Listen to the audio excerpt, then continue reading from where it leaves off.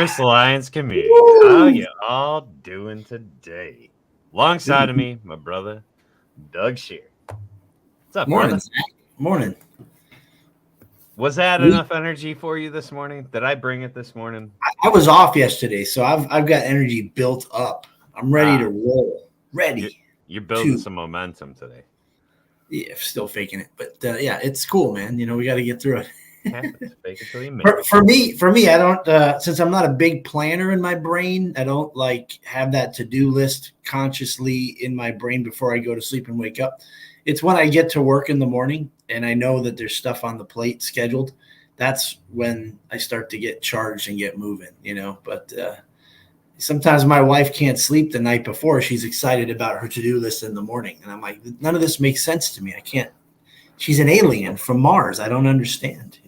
It's really funny. Are you like that? Do you anticipate your upcoming day, or do you like roll through the day as it comes?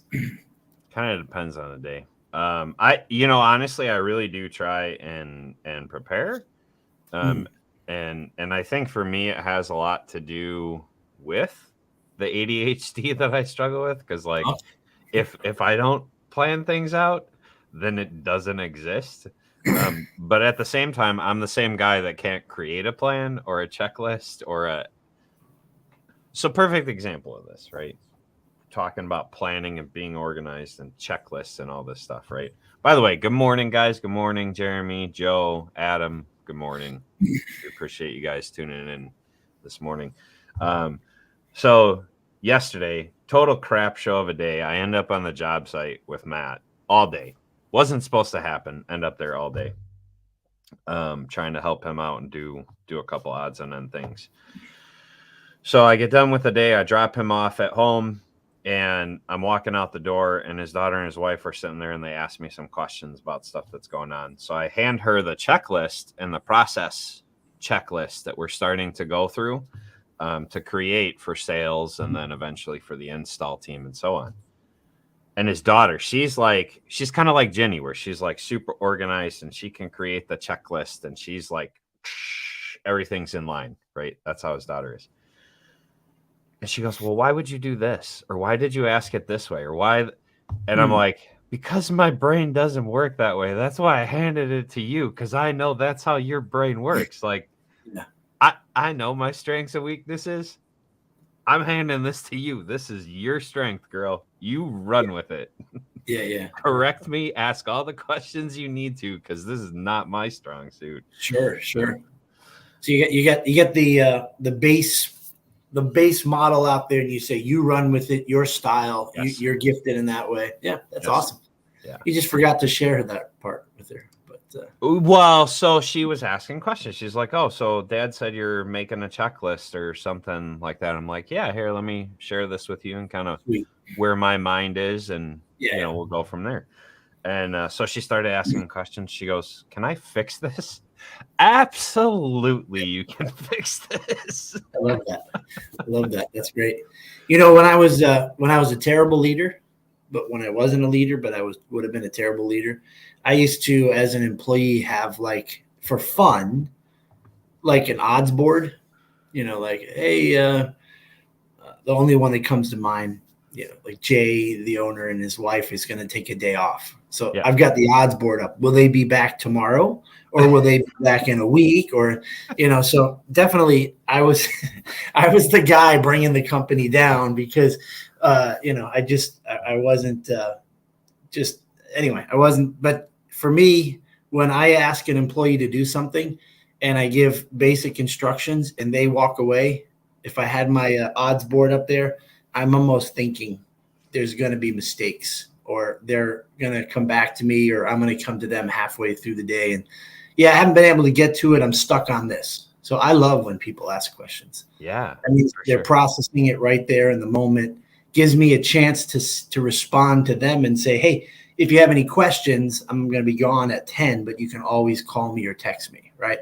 But when they just walk away, I'm like, leaderboard fail, and then I see what happens type of thing, So Well, and that leads perfectly into what we're talking about today. And I'm so glad that we are talking about it, because this is a growth area in my life. This is something that I have to work on, and I actually look up to you for this one, because you are pretty concise in your communication. But it does sound like you've had some work to do over the years to get to this point, Oh, right? I got tons to go, Zach. So do I. So we're in it together. I But got a million words that need to be trimmed down, but we'll get yeah, into that. Yeah. yeah. Yeah, I'm excited about this topic. It's a topic that we all can use improvement on. No matter how good of a communicator we are, we're not the best communicator. Agreed. And I'll get into a story about that after we pray. You want to pray it up for us today? Sure. Lord God, this morning we lift our arms to you and we praise you for who you are. We thank you for your patience. We thank you for your living word that guides us through life. We thank you for the gift of the Holy Spirit that helps us interpret this written word that speaks to us in different ways at different times. God, you've given us a rule book and a love letter that we can get to know you intimately. So, Lord, fill us with your spirit and help us be great leaders, great communicators. Help us talk with clarity so that we can lead others and guide others, and that our expectations that we have for our customers will be clearly stated, so that when we do it well, we can mutually celebrate the success of working together as a team. And so, Lord, we just lift up Zach to you today, especially. I just pray that he has a day that is full of satisfaction and growth and help to his friend's business. And Lord, we just thank you for his leadership here in the Service Alliance. And we pray all this in Christ's name. Amen. Amen. I glossed over this, but we need to go back to this real quick. Saul fixed his coffee maker, so now he's a repairman. We got a parts guy becoming a repairman now. What's going on? Yeah. On certain Facebook pages, you'd get booted for being a fraud. Just throwing that out there. But on Appliance Alliance, you're allowed to be here. We appreciate you. We appreciate it. Oh man, no. So this is such a great topic. So one of the things that in the book that we're going over, business ground rules. So chapter 13 is sharpen your sword with precise communication. So in the description, if you took the time to read it, and maybe you didn't, because I prattle on and I'm not precise in my words all the time. So hey, if you didn't, I don't blame you. Wow. It happens. I ramble on. So when you're communicating with others, you need to be concise, and so you need to sharpen your sword, is what it says, right? And so sometimes that is very true, right? So if you're talking with a customer, you should be very clear, very short, very sweet in your communication. It should be simple. It shouldn't be fluffy, because the reality is they see through the bullshit, right? Like they read through it. So just be clear. Just be clear. The other side of that is sometimes we need more words, right? We have some employees, we have some teammates, maybe a spouse, and maybe we think we're being clear. This is what I am guilty of. Maybe we think we are being clear, but we are not using enough words to clearly communicate what we mean. And EJ calls me out on this all the time. So if you want to sell a business idea or communicate in business, you need to have a frame, and you need to frame the important things and capture the value proposition in as few words as possible. So in business, it is important to be short and sweet, but also clear. And a lot of times, if we're not, we lack clarity ourselves. We don't understand why we're trying to do something. We don't understand what the outcome is. What's the objective or action that I'd like to get accomplished? It's going to give you clarity in what you're doing. So, story time. EJ yesterday calls me and he's going through something and he goes, "Man, I don't understand it." And I said, "I got to tell you, brother, every time I hear you talk, it's telling me that your team, your people, they're not hearing the why. They're not bought in because you're not clearly communicating why you want this particular action item to happen. And he goes, ouch. He goes, usually I'm the one telling you that. I said, well, sometimes when you got to learn, you got to learn. And because I'm going through it right now, I'm just here helping you here within where you have a blind spot as well, right? Because this is a blind spot for me. One of the things, and what he's referencing is in Gordon's, when I own Gordon's, I would be like, why the heck don't they get this? I say this, they do the opposite. Like, what the heck is going on? And he would say to me, you're not actually communicating that. Like, you're stopping short. I'm the guy that if you send me a text message, I'll call you on the phone and I'll continue based on the text message, whether you're confused or not. So we all have some blind spots when it comes to communication. You want to share from what's inspired you to be a better communicator? Yeah, well, first off, I completely identify with that terrible book called The Four Agreements. And, you have your four principles to live your life by. And the first one is to be impeccable with your word, right? And then after that, you can't take anything personally, and don't assume anything about anyone, and do your best. And every day our best is different, right? If we're tired or weak or strong or our brain is on fire, our best is different. But being impeccable with your word, to me, is the first shovel in the ground. It's the thing that has the first impact, and I feel like you're building off of all of that.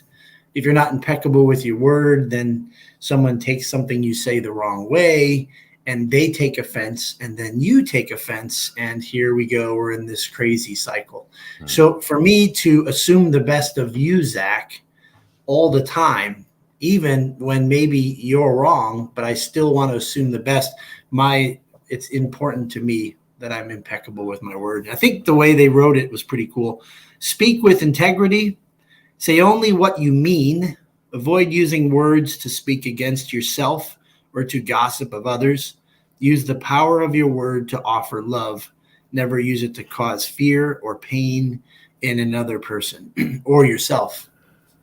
And I think that speaks to being concise too, right? Like sometimes we're using too many words when it should be fewer words. We should be clear in that communication. Yeah. I love that. When I was a technician, I like what you said earlier. You really want to make sure that you're concise. You don't want to sound like a salesman. You don't want to.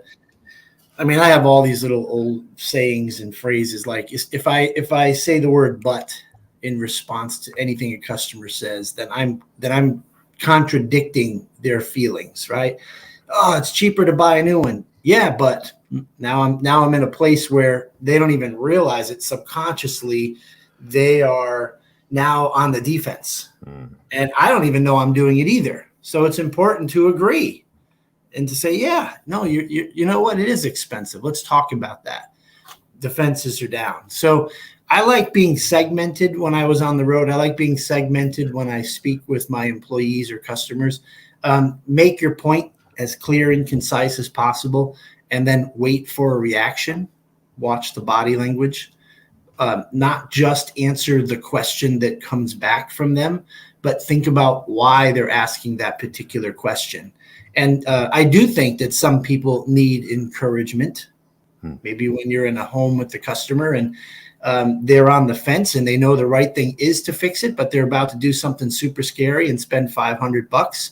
Once they've agreed to it and they completely understand what's going to happen and why it's a good repair, then watching their body language, it's segmented. That's the time that you use your other words like encouragement or investigation or, reevaluation, right? So you have to do things in segments. How about an employee? You want them to understand this repetitive mistake they're making. I think there needs to be a clear pause, and there needs to be a statement, and then an action item to follow through with, and then a pause, and make sure that they can remember in this conversation that very important moment that can be referenced back at you. Well, and I want to go back even further than that. Let's talk about communicating with our teams. Have we been clear in why we want to accomplish what we want to accomplish? Have we been clear in what the goal of our company is? Right? That's a trick question, Zach. Because if you say it to their face, and you can mark it in your Google Calendar that you did, well, I'm right, you're wrong. I did it on March 12th. I told you that, right? If you put it in writing in an email, this email is not in their life all day long. But if it's about being right or wrong, you can certainly be right. I think it has to happen continually, organically, and holistically. So what your why is better be on your walls. It better be on your website. It better be in your words, and it better be in your actions, right? We're in agreement, buddy. We're 100% in agreement. Yeah. Weird statistic, and I'm going to let you go down this because I love the way that you are summarizing this. 7 times.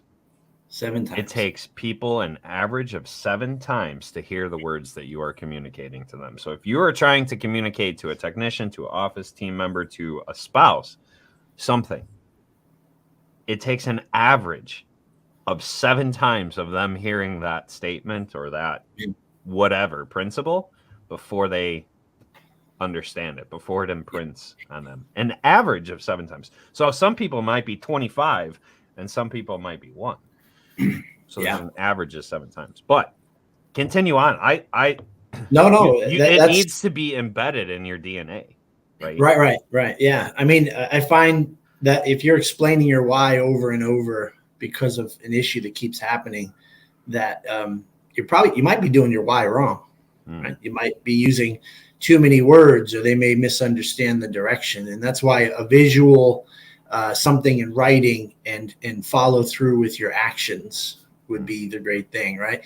Because I'm imagine who might be listening, and someone might say, "Yeah, I've explained that to them, and I just did it last month." Check, they got in their head, they've got it checked off. So we do got to beat a dead horse a little bit to say that it's normal and typical human behavior for that to happen. As a matter of fact, if you really want them drinking the Kool-Aid, plaster it everywhere so that they can, really see how it affects all the layers of your life. When it comes to making the customer your number one priority, how about when you're driving down the road and someone cuts you off at the gas station pump and you're in a company vehicle? I mean, that's not necessarily your customer, but your why better live right there in that moment. You better smile through that, so it can have a ripple effect in your whole life, to be honest with you. So so true. I love that. Live your why in your words and your actions. It's so important. I feel like so many of us struggle with this because we haven't been clear with ourselves. Communication is not just a one and done thing, right? We just said you have to kind of beat a dead horse, right? Like you have to continually communicate this. So how many of us are continually revisiting or adjusting our why? How many of us are clear with ourselves on what our why is? My guess is a very small fraction of us are actually clear on what our why is, or what our purpose is, or what our core values are, right? You just went right to the ugly right there, Zach. You could have slowly went in there, but no, you went right to it. Well, because I think it's a blind spot that we all need to work on. I think it's a growth area for all of us. And even if we are doing that, like even if we do have some clarity on what our why is, what our core values are, what these foundational items are, we can always be better. We can always be better, right? It's an ever evolving thing. One of the other topics that we want to talk about is ask your mentors or ask your peer group, ask your mastermind, what are their recommended reading, right? Because for me, the way that I've improved my communication is through networking, right? Through mastermind groups. It is through continually reading, listening, putting information in, because I don't know if I'm wrong unless I know I'm wrong, right? And what do I weigh that against? Well, I have to process through a lot of data. I have to read books, listen to podcasts, watch videos, stuff like that, attend seminars, have a coach, have a mentor, have peer group, mentors, mastermind. Like, if I don't have those sounding boards in my life, it's very hard to know. It's very hard to filter that. It's very hard to get better at anything that I'm trying to do. And so for me, I don't always communicate well. So what have I had to do? I've had to learn to communicate better through books and through all these other things, through sounding boards like EJ and Doug going, hey, you're maybe not as clear as you think you are when you're explaining that principle. Let's talk about that. Let's process through that. Right. I'm blessed to have a couple people in my company that work for me that I trust and value their opinion. And there's a healthy relationship that I can say, tell me, your opinion of how I just handled that meeting or, that message. And it hurts. It stings sometimes. But what is it? It's always me until it's, what's the stupid saying again? I mean, the wonderful saying. What is it? It's us until it's not. Us until it's not. So yeah, you have to stay humble through it all. And even though it's in my church during the sort of tough financial times, 2008 or so, something like that, our annual church meetings, business meetings, would be lightly attended, and we'd barely have enough people to make sure we have a quorum to vote.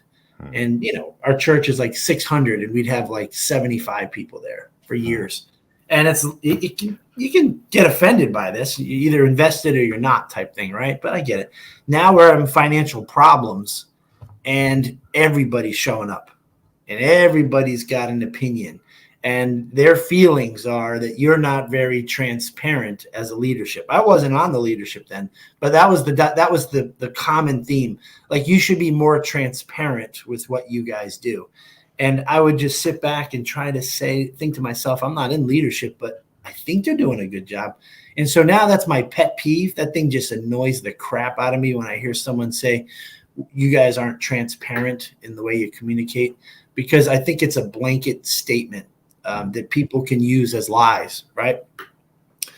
I know of EJ's situation as well, or his, it's not a big thing. It's just a little blip on the screen. But, you kind of got to evaluate, do you need to change anything? Sometimes you don't. Sometimes people don't really mean what they say. And sometimes people just say things because they're feeling awkward or uncomfortable. Like, hey, could you give me some feedback? And they've never even been in that seat in their head. They've never even thought about it. They're so focused on what you tell them to do that if you empower them to give you an evaluation, they're honored, but they're freaked the heck out. And they might even say things that aren't even true. So again, I'm blessed to have a couple people in the company that I can just say, hey, close the door. Let's talk about this. How am I doing? How did I convey this? So very helpful, besides business mentors and mastermind people as well. Right. I think asking questions is a great way to understand those blind spots. It's a great way to improve. It's actually a great way to just communicate in general, right?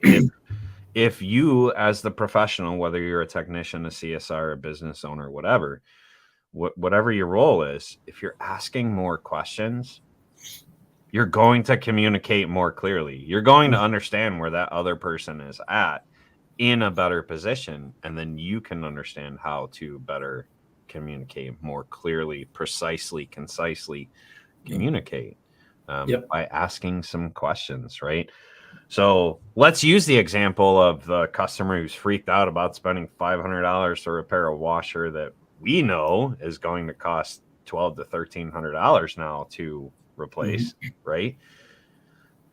What happens if you just ask them some questions instead of using but? Because here's the reality: but anytime anyone, just the way we're wired, you hear that but, you negated everything that you said before that but. Everything you said before that does not matter anymore. All that is heard is but and everything after. Right. So if you instead ask some questions, you can maybe drill down to what the root cause is. Yeah. Man, I don't know. I can't. That's $500 is just a lot of money to spend, and I just, I can't do it. Tell me about that. I understand. Help me understand where you're at in your situation. Walk me through what's going on in your mind, right? Yeah. And you can drill down. Maybe it's they've had a scummy company out there that's ripped them off in the past. Maybe it was an HVAC company that wanted to charge them $35,000 for a new HVAC system that a $5 filter would have changed, right? So maybe that customer is automatically guarded from something that's happened in the past. Or maybe they had a spouse die and finances are tight and they're just struggling to process through. Or maybe they weren't the one that made the financial decisions, so they don't know, is this a good idea to spend $500, right? You don't know that until you ask. They don't even, sometimes they don't even know it's Zach. And that's, so if anyone who's listening is realizing they don't ask a lot of questions, they go in, they diagnose, they quote the price, and then they let the customer take over. You're missing out on something pretty amazing. And firstly, let's just think about it like this. If I went to the doctor's office and I was asking them, should I weigh in before we go into the room? Oh, yeah. I mean, like, hey, are you going to take my blood pressure? Because normally they do. Like if I'm asking the questions, I'm not feeling good as a patient. You're giving that doctor a 1-star review is what you're giving. Well, that's not even before the doctor gets in, right? If I even really see a doctor, it's probably like a nurse assistant or something. Right. But I'm just saying that process is important. And when I'm a customer, I want to be carried through. I want to feel like I want to know a professional is handling the situation. I don't want to do their job for them. And so if you're not asking questions, then you're not even getting close to the depth of helping them understand, because getting the washer repaired or not may have everything to do with the father passing away a week and a half ago and the timing of things, or the emotional status of the customer to not be able to, they don't even know that they're in crisis mode still. So when you're asking them those questions, you don't need to get deeply invested, but you could offer something like, I'll tell you what, I can understand now why this is a challenging situation for you.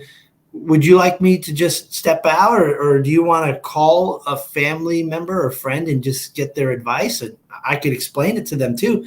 And, you're asking, that's still a question. Maybe, would you like to maybe reach out to someone to process this today? Because I have the part on the truck. And I really want to do what's right. Is that something you'd be interested in doing? Just always following up with a question. You stay in control, and our goal is to do the right thing by the customer. And it's crazy how many non-appliance, non-financial reasons people struggle to make a decision in our industry of fixing appliances. That reigns through to our teams too. Yes. How many of our, as leaders within a company, how many of us know what's going on with our team? Maybe their resistance to what's going on has something to do with something that happened at home before they left. Maybe it has something to do with a jerk of a boss that they had years ago, and the way that you asked that question or the way that you told them to do something triggered something in them. And all of a sudden their fight or flight is up and they're going to fight you. Sure. So how many times are we handling the reality is, whether we're on the road or we're in the building, right? We are professionals. So as leaders, are we being professional? Are we demonstrating the professional way to handle conversations, to handle conflict to our teams? In the field, are we demonstrating that we are professionals to our customers and demonstrating that we know how to communicate effectively as professionals That's in right. our field? Yep. Yeah.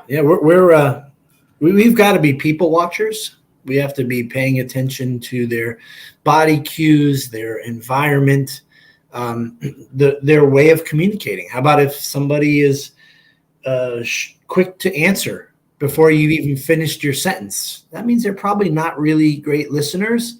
And if you just express something very clear and important, but they just said yes or no before you finished your sentence, they probably didn't hear you. And so that's when you pick up the technique of asking it, bringing it up a different way, or asking a question. Do you have any questions about that part that's going to be on back order? Is that going to be an issue for you? Hey, it's going to be on back order. It could take up to 2 weeks. Sometimes it takes longer. We're not sure. Oh, no, whatever. Just go ahead and order it and get back here as soon as you can. You weren't listening. So then you go, let me tell you, just recently I had a lady with a Bosch dishwasher and the part ended up being 3 weeks or 4 weeks out. Oh, that won't work for me. Because I'm selling my house. Oh, well, maybe you should buy a new one instead. But you got to slow them down. You got to pay attention to, and that's the same thing with employees.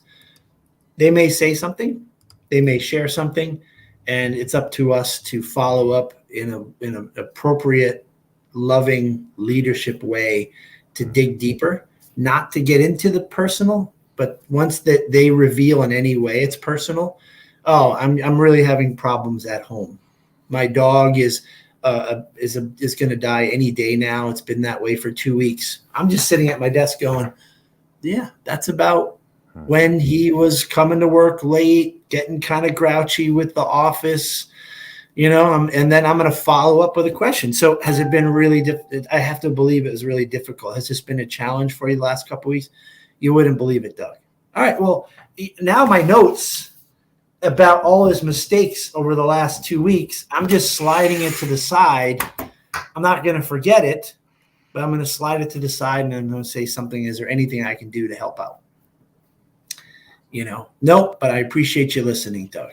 Would you like to get out early, tomorrow? Or would you like me to just make sure that I can clear the schedule when that sad day happens? Absolutely, Doug. That's it. And the note, and when your plan is changed because you're watching the body cues, right? And you show people you care when you communicate effectively, right? Yeah. I mean, that shows the level of care and commitment that you have to your team, that you have to your customers. I love what you said about when they're saying yes or no right away, they were listening to respond. Yeah. Not actually listening to what you said, right? No. And this comes from someone who's guilty of it, right? I have to slow my mind down, and I mean way down, because I'm already 12 steps ahead of what you're saying. Sure. We're having a conversation, and I've already gone somewhere else, right? I'm you know what? Yeah, I gotta, I'm ready to respond to you. I gotta slow down. I gotta stop myself. I gotta write in my little notebook so I hear and imprint what you're saying in my head, so I can maybe ask a question if I don't understand, or gain some clarity if I don't understand. And this is coming from someone who struggles with this. So Zach, slow down. Can you imagine for the next 6 months you decide to process all your life through the 4 agreements, right? Be impeccable with your word. Don't make any assumptions. Don't take it personally, right? Do your best. Imagine you with your ADHD and just processing, and you're flying 5 steps ahead and your team is 3 steps behind. In your brain, you were impeccable with your word in your brain, but you're not watching those cues. You're not paying attention to the details. Now you're stuck. You're cursed with this. When they don't get it, when they make the mistake, you are forced to assume the best of them. Damn it. And you can't even take it personally, right? Like, this is the third time this week that he's not done what I told in step 3, which I shared with him last week. He knows. You can't say that. You can't take it personally, and you can't assume the worst. I think he's got it out for me. I think those people don't like me, and they don't want me working with them. And so, you can't say that. You have to assume the best. You can't take it personally. And then you got to go home pissed off, but remind yourself you did the best you could, and tomorrow is a new day, right? Yeah. I mean, that's the reality of it. Listen, you're speaking what I speak into my buddy Matt all the time. I'm like, man, I'm speaking from someone with experience here. You are not clear in your communication. I have to say that phrase to him so many times. No, I said it. No, you didn't, buddy. I'm telling you right now, I love you, man, but you did not clearly communicate that at all. Right. No, I did. No, I promise you, if I didn't understand you, you did not communicate that clearly. And that's a mirror into myself as well, because I have to ask myself the question constantly. Did I clearly communicate that? Nope. Yeah. And again, it's us until it's not, right? And so slow mode enabled. Dude, I'm telling you, it is, if it wasn't for Dean and telling me to write notes, like he demonstrates in his actions, that guy is always writing in a notebook when he's talking to you, because he wants to understand it. And that was a big model for me to like actually write this stuff down, because otherwise I can't slow down long enough. But yeah, I mean, are we actually clearly communicating it? And once we've gone through, right, we've had some situations there where we clearly communicated it. Like we made gosh darn sure, and we asked the question, for example, hey, you're going to go out, you're going to measure this insurance job. It's an insurance job. They are not like the easiest thing to do, and we need to make sure everything is clear. Make sure you write it down and then send us an email. Like, let us see this first so we can help you process through it. And here's why. We don't want to get flagged by an insurance company. It's you can't come back from that, right? Okay. So why do I need you to send me this email first? Because we don't want to get flagged by the insurance company. Great. You get it. Send me the email. Right. Doesn't send the email to us first. Do you remember when we had this conversation and we asked you why we need you to send it to us first? Yeah. Why didn't we do that? Why didn't we follow through with that? So it's us until it's them, right? Asking the questions, being clear in the communication, making sure someone understands it. Hey, I need you to go out. I need you to take care of this customer, and you're going to, whatever it takes, if you have to give a discount, if you have to, whatever, like this washing machine, we heard it on the phone. It was their mother's washing machine, and like, you have to handle this one with kid gloves. Why do I need you to take care of this? Why do I need you to do this? Because it was something to do with their family, and it's important. It has nothing to do with the machine. Great. Make sure you contact me if there's any issues. I'm here to support you in this. Yeah. It's asking those questions, and it's making sure that you have clarity as you're communicating, so that everyone's on the same page all the way. Yep.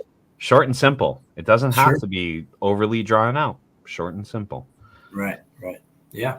Yep. Makes sense, Zach. It's a process. And by the way, the other topic you brought up just for a moment was, your mentor and seeking them out to recommended books to read and things. So I guess this is probably the time for me to say to you, my friend, I appreciate the pushing and the nudging. I've read several books now, which is weird to say. That's anyway, still weird. And I've noticed this kind of repetitive theme, because I guess if I started reading the books at 25 or something, there'd be a lot more aha moments. But what I'm finding is like, oh, that's exactly how I live life. That's how I believe. I lead that way-ish. right? Mhm. And so what I appreciate about reading books that don't have a massive amount of profound thought is it's given me so much confidence that, okay, I've been doing that for 10 years. This is confirmation that it's a good thing. Because sometimes I doubt myself. Sometimes I question, this evolution of me leading people and figuring stuff out through experience, and not through these bookie people like Zach, is that it's verification, and it's also refinement. It's also a reminder of something too. Yeah, he totally is now. He's in denial, like I was until I just proclaimed to you, Zach. We appreciate you pushing and nudging us because, again, it brings encouragement of the things I already do. It refines what I do, and it brings it up in these great moments, like the timing of things. Like reading a book today reinforces something that I've always believed in, but I've kind of lost track of a little bit or lost emphasis. And so it's a great thing to do. And I appreciate your nudging us all, including Jeremy. I'm waiting for the moment when Doug comes to me with a book and he's like, listen, y'all, I just learned this new principle. I've been doing this for, since the days of the wigwag, and I've never seen this before. Like, no idea this principle exists. I can't wait till you read that book, man. No, I'm telling you, there's stuff in there. But when I first started reading, I was like, this isn't the Bible. I'm not being transformed here. I mean, yeah, that's common sense. Or I learned that in 1994 or 2012. Of course, I'm telling you, reading other people sharing the same thoughts. But yeah, I am excited about some original thought for sure. I'm waiting for it. I think in 1994, I was in like 6th grade. No. I'll put it to you this way. I was in kindergarten in 1990. Yeah, I was 24 and could say that I was officially doing it 6 years at that point. So, yeah. Yeah. So some of us, we have a knowledge gap. We have some things that we have to catch up on. But the reality is anyone can learn at any stage in life. It doesn't matter where you are, right? You can always learn something. And that's the importance in growing, stretching, reading these different books. Like, you know what? It can reinforce something you already knew.